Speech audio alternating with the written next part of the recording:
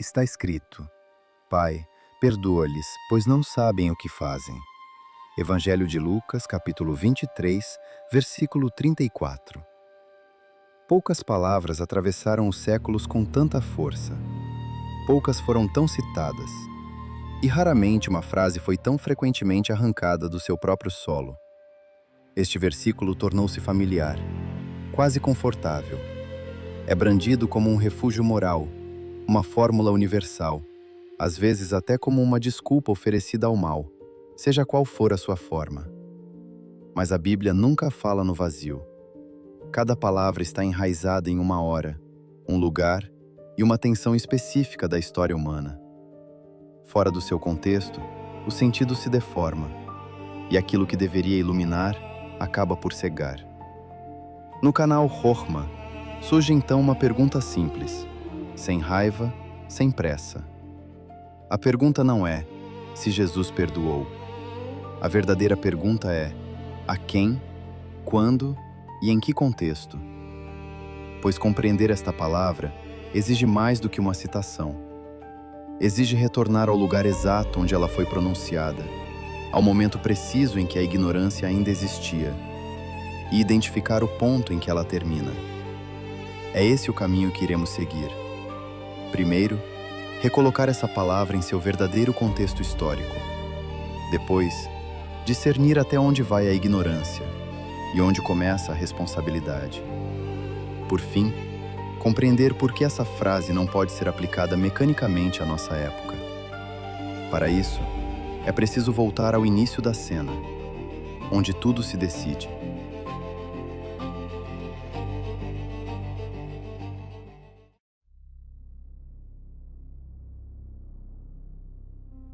Capítulo 1. O contexto histórico exato. Estamos, antes de tudo, antes da ressurreição, antes do Pentecostes, antes de o Espírito descer sobre as testemunhas, antes da pregação, antes mesmo de os evangelhos serem escritos. Neste momento preciso da história, nada ainda está formulado, nada é plenamente compreendido. O Segundo Testamento não existe como corpo de textos. A cruz não é um símbolo, é um instrumento de suplício romano. O Messias esperado não é um Messias sofredor. As palavras do profeta Isaías sobre o servo sofredor permanecem obscuras, fragmentadas, não conectadas entre si. O povo espera um libertador político, um restaurador visível, uma libertação imediata. Está escrito: nós esperávamos que fosse ele quem libertaria Israel. Evangelho de Lucas, capítulo 24, versículo 21. Essa frase é capital. Ela revela a expectativa e a decepção. A cruz não se encaixa em nenhuma categoria messiânica conhecida. Não é apenas uma tragédia, é um absurdo teológico. Uma palavra grega resume essa ruptura: scandalon. Um termo do grego antigo que designa um obstáculo, uma pedra de tropeço. A cruz é exatamente isso, um escândalo para a razão religiosa da época. Mesmo após a crucificação, a interpretação ainda não está concluída. É por isso que, mais tarde, os apóstolos poderão afirmar sem rodeios: está escrito, eu sei que vocês agiram por ignorância. Atos dos Apóstolos, capítulo 3, versículo 17. Essa ignorância não é um insulto, é um estado histórico, uma cegueira coletiva, real, situada, mensurável. Sim, naquele momento preciso da história, eles realmente não sabiam o que estavam fazendo. Mas uma pergunta permanece, essencial, incontornável. Quem são exatamente esses eles?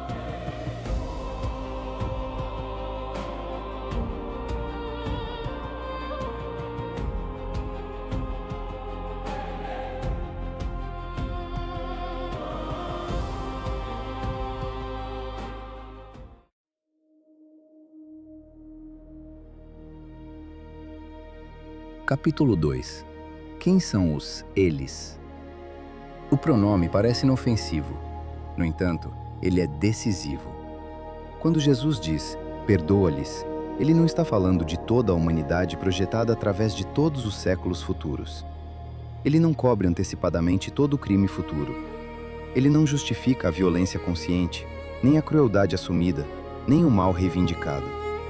Os eles são delimitados, historicamente, humanamente, espiritualmente.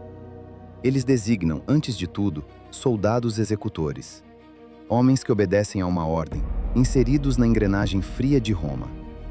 Eles não possuem teologia, nem revelação, nem consciência espiritual do que está em jogo. Eles designam, em seguida, autoridades religiosas cegadas, não ignorantes das Escrituras, mas incapazes de reconhecer o seu cumprimento quando ele se apresenta diante delas. Eles designam, por fim, uma multidão instável, uma massa influenciável, trabalhada pelo medo, pela pressão, pela manipulação. Um povo sem revelação completa, sem compreensão global do desígnio em curso. Jesus, portanto, não fala no abstrato. Ele não decreta uma indulgência atemporal. Ele se encontra no coração de uma cena precisa, em uma configuração única da história. É por isso que essa frase deve ser ouvida pelo que ela realmente é. Jesus não pronuncia uma desculpa eterna. Ele dirige uma oração circunstancial. Mas essa oração também estabelece um limite, pois a ignorância não foi feita para durar. Um ponto de virada se aproxima. Uma mudança decisiva na narrativa bíblica.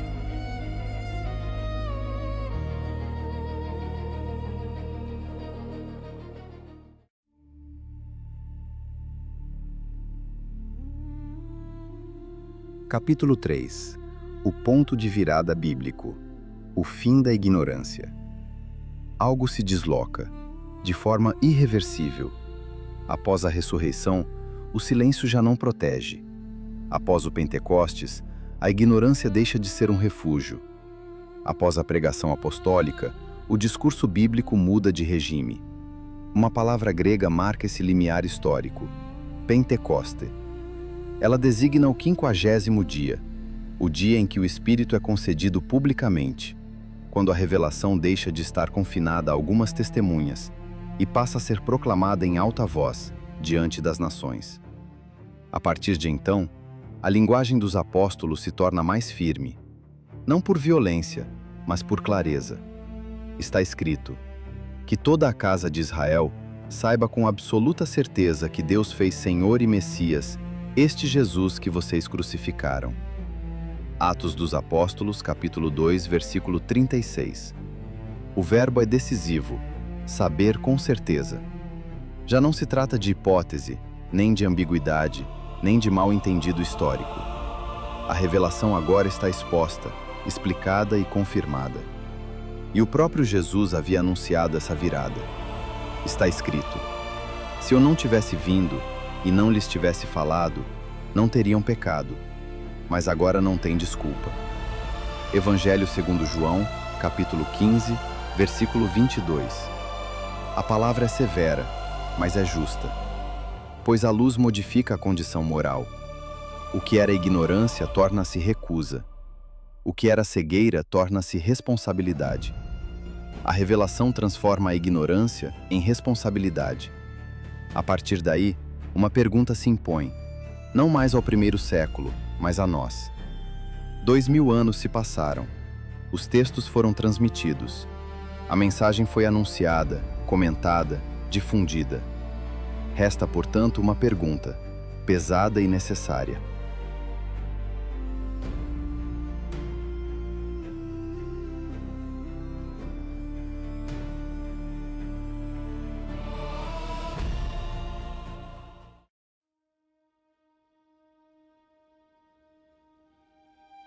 Capítulo 4.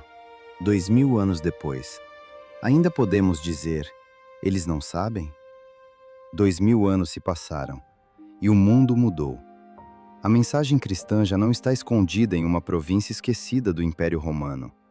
Ela é conhecida mundialmente. A cruz já não é um instrumento obscuro. Ela é reconhecível em todos os continentes. O bem e o mal já não são noções vagas reservadas aos sábios. Eles são reconhecidos, nomeados, debatidos e, às vezes, até reivindicados. Acima de tudo, uma realidade permanece, independentemente das culturas ou das épocas. A consciência moral existe. Está escrito: eles mostram que a obra da lei está escrita em seus corações, dando à consciência testemunho. Epístola aos Romanos, capítulo 2, versículo 15. Esse texto é essencial. Ele afirma que mesmo sem revelação escrita, o ser humano sabe. Ele percebe interiormente uma fronteira, um limiar que pode respeitar ou transpor. Profanar deliberadamente um lugar sagrado, destruir com plena consciência, tirar uma vida de forma intencional. Esses atos não resultam de um mal-entendido teológico. Eles não nascem da ignorância bíblica. Eles procedem de uma escolha. A modernidade pode multiplicar discursos explicativos, mas não elimina a responsabilidade moral. Por isso, esta afirmação deve ser dita sem dureza, mas sem rodeios. Quando alguém pratica o mal hoje, não é por ignorância bíblica, é por escolha moral. E, no entanto, uma confusão persiste. Uma imagem se impôs no imaginário coletivo. Um Cristo esvaziado de sua gravidade, de sua justiça, de sua autoridade.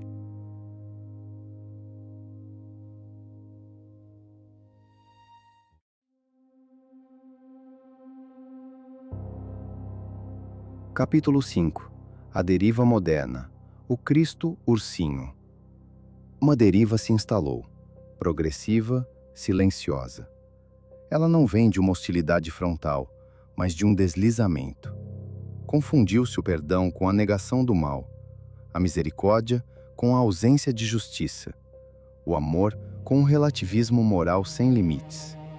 Nessa leitura adocicada, Cristo se torna inofensivo. Ele consola, mas já não confronta. Ele acolhe, mas nada exige. Ele perdoa, sem jamais chamar a mudança. No entanto, as palavras de Jesus são claras. Ele também fala de juízo. Ele chama explicitamente ao arrependimento. E quando restaura, ordena: vai e não peques mais. Isso não é uma ameaça, é uma restauração exigente. Está escrito: aquele servo que, conhecendo a vontade do seu senhor, nada preparou e não agiu conforme a sua vontade, será castigado com muitos açoites. Evangelho segundo Lucas, capítulo 12, versículo 47. Esse versículo é frequentemente evitado. Ele não se encaixa em uma espiritualidade sem asperezas. Ainda assim, recorda uma verdade fundamental. O conhecimento implica responsabilidade. Quanto maior a luz, maior a responsabilidade. Esse princípio atravessa toda a Escritura. O perdão bíblico nunca elimina a gravidade do mal. Ele não apaga a responsabilidade. Ele abre um caminho, desde que esse caminho seja trilhado. O perdão bíblico nunca apaga a responsabilidade. Resta, então, voltar à palavra inicial, despojá-la de seus desvios e recolocá-la exatamente onde ela pertence.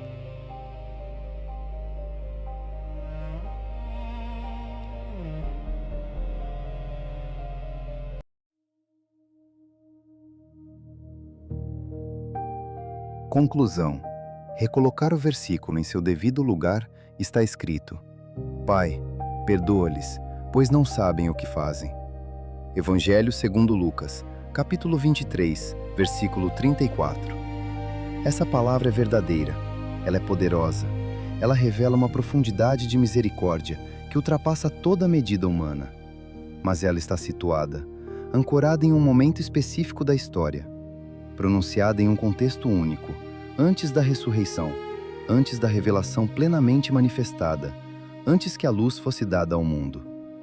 Transformá-la em uma desculpa universal, válida para todos os tempos e todos os atos, não é compaixão. É um erro doutrinário, pois a Bíblia jamais dissolve o mal em intenções vagas. Ela não confunde perdão com amnésia moral.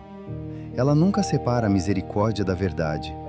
De Romanos a Hebreus, até o Apocalipse, o fio é constante. O ser humano é julgado segundo o que faz com a luz que recebeu. A misericórdia abre uma porta, mas não apaga a realidade do mal. Ela exige uma resposta. No canal Chokhmah, essa palavra deve, portanto, ser ouvida pelo que ela realmente é, sem diluí-la, sem desviá-la, mas também sem endurecê-la. Cristo perdoa, mas nunca mente sobre a natureza do mal. Ou, dito de outra forma, este versículo revela a misericórdia de Deus, não a inocência eterna do homem. Tela final. Misericórdia diferente de negação. Revelação igual a responsabilidade.